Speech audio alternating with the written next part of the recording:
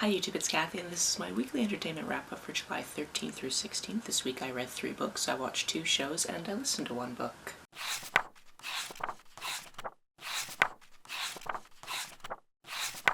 This is one of those things where I can't tell if you can tell, but I can tell, but my voice sounds a little bit weird, and that's because last night was, say it with me now, whiskey club night. It wasn't a whiskey night though, it was a mixed drink night that we affectionately called cold cock because it's a cold cocktail night, so everybody made a different cold cocktail. And everything, including the thing called the pickle spritz, was actually pretty good. I'm mostly telling you about this, 1, because my voice sounds a little bit weird, but 2, because the cocktail that I made has a literary connection. Last month I read On Her Terms, and in that book there's a cocktail called Girl Trouble, and at the end of the book it actually shows you the recipe for that cocktail, so that's what I made. In the original recipe it's 2 ounces of tequila, but we backed down to 1 ounce because it just tastes better that way, and then there's also an ounce of watermelon juice, as well as an ounce of Aperol, as well as some lime and some ginger syrup, which my roommate actually made specifically so we could try this drink because it sounded good, and in fact it was very good. It was a hit at club. Then there was leftover when everybody left, and we definitely drank it and stayed up way later than we thought we were going to stay up, so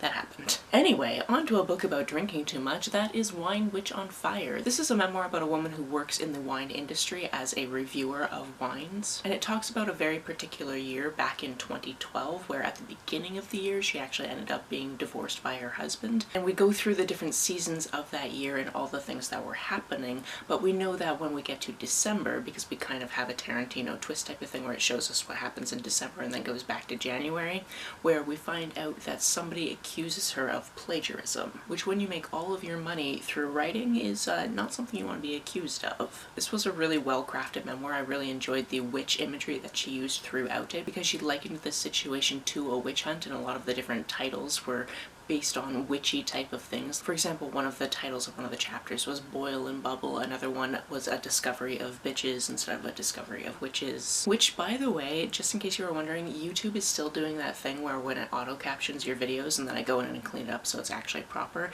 it will actually blank out the word bitches, and I have to go in there and type it back in because people that are using the captions should be able to know what I'm saying. And then I wonder why YouTube isn't showing my videos to people because it knows I'm saying bitches. Oh no, I've said it like 4 times in this video. Anyway, back to the book, definitely enjoyed. Next we have my very first Ivan Coyote book, and that's Care of Letters, Connections, and Cures. This is something I actually bought directly from the author at the beginning of the month because they were actually speaking at a Pride-related thing that was in the city that I went to, and that was the first time I'd ever seen them. They come to the island a lot, they travel all over the world a lot, but this, for whatever reason, was the first time I actually caught one of their talks. This book in particular is a collection of letters to Ivan and then also their responses to those letters, primarily written during 2020 when suddenly touring was no longer a thing, so they had a lot of time to just respond to people. They like to respond to people in general, but they found some of these special letters that they've put into a special folder that they've always felt they needed to respond to more thoroughly, and now is the time. And then of course I got permission from the people to actually include their letters in this book.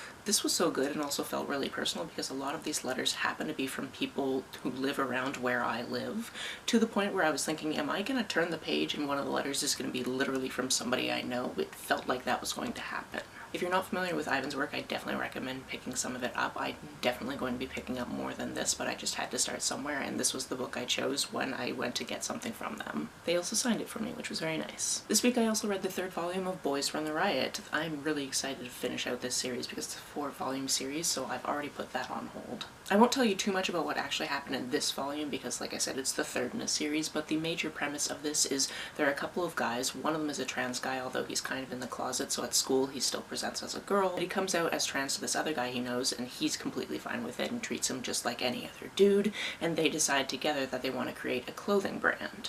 By the end of the 1st volume, there's also a 3rd guy involved because he's going to be doing all the photography for their brand. What I can tell you is in this one there's a lot of character growth and a lot of really big moments, which I knew was going to happen after what happened at the end of the 2nd volume, so I'm very excited to see that, and I'm very much looking forward to seeing how this rounds out at the end of the series. On to the shows I watched, and oh my goodness was it a roller coaster for me because I started on the very first episode of the 16th season of Silent Witness and I got to the 4th episode of the 18th season of Silent Witness. And let me just tell you, one of the things that happens sometimes in TV that I'm just like, but wait, I had no time to say goodbye, is when a character suddenly leaves in between seasons. So we start the 16th season, and one of the 3 main characters is just gone. They mention that he took a job somewhere else abroad, and you're like, oh, he's not here anymore.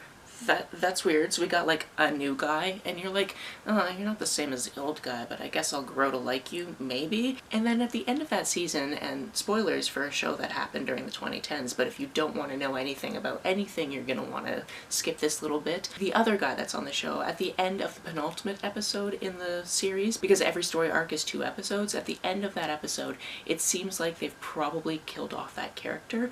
Even like the opening to the next episode, you're like, oh my god, what happened with him? Is he okay? He turns out to be okay, and then at the end of that episode, they actually kill him off. And I'm just like, so I lost 2 out of 3 main characters in this season?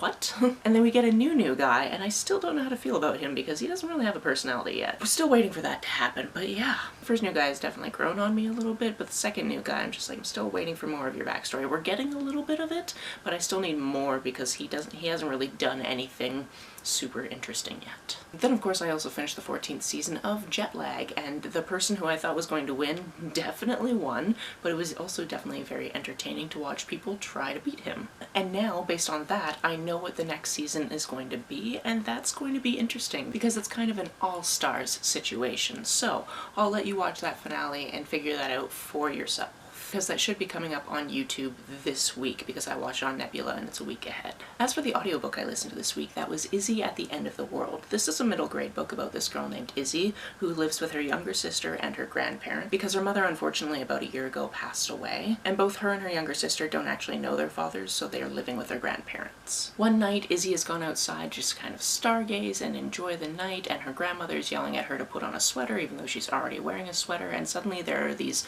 big lights in the sky, and she's just kind of like, what is going on? What is this? She tries to get everybody back inside the house after some weird things start happening, and then all of a sudden her entire family, minus her family dog, just disappears. Obviously this is a very stressful situation, but her grandparents have a plan. So she is told if there's an emergency, she's supposed to go to their closet, stay there overnight, and then try to call everybody she can to try to find out who can help her and her sister. Unfortunately, she doesn't know where her sister is, she doesn't know where her grandparents are, but Akka, her faithful dog, is with her. When nobody turns up, she decides to execute the rest of the plan, which is like going out and trying to get help. She packs supplies for her and Akka to do that, but there's definitely creatures outside that are not her family and are not creatures she's ever seen before. This was such a delightful reading experience. Also, the main character in this book, Izzy, is autistic. She also has anxiety and depression, and she's bisexual, so like she's got lots of representation going for her. And it's her trying to battle what she calls the big uglies to try to figure out if she can find another person on Earth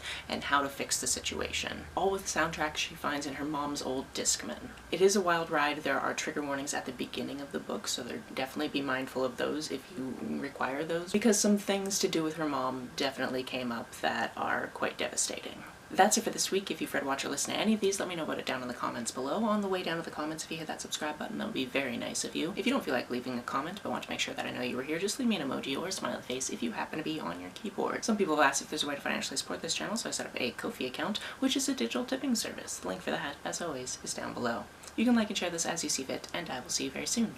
Bye!